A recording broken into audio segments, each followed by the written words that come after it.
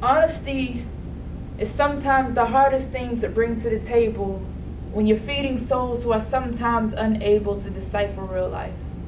And sometimes I'm scared to admit that I still tend to miss doses.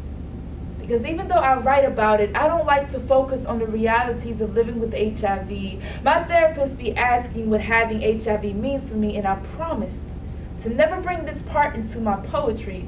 But I constantly feel like I'm betraying my people. I can hear them scream, "We're supposed to be equal."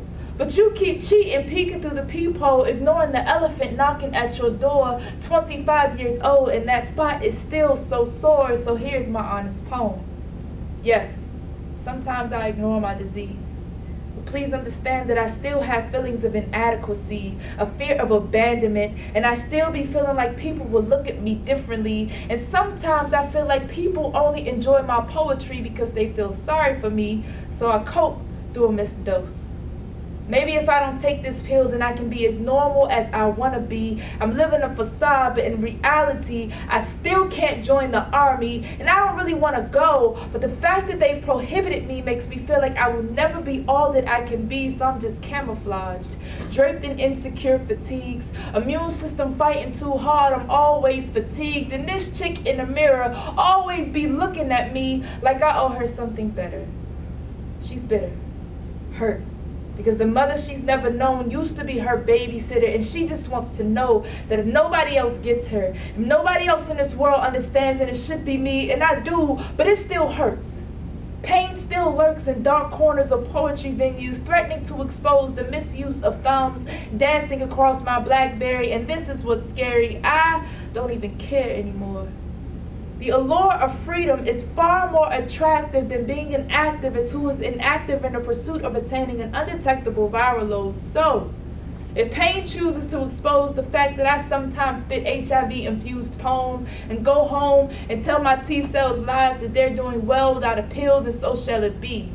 Because there's a big difference between HIV having you and having HIV.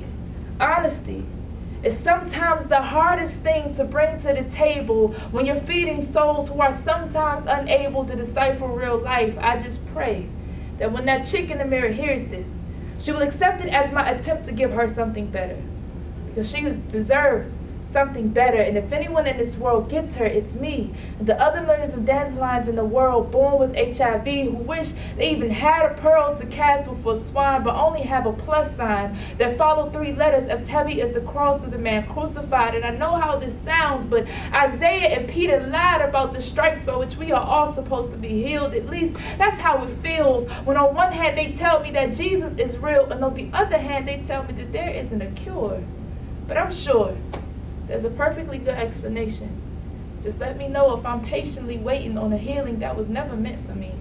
Let me know if HIV will never be a memory, but always a current event slowly killing me while I continue to write, letting dandelions in this world know they aren't alone in this life.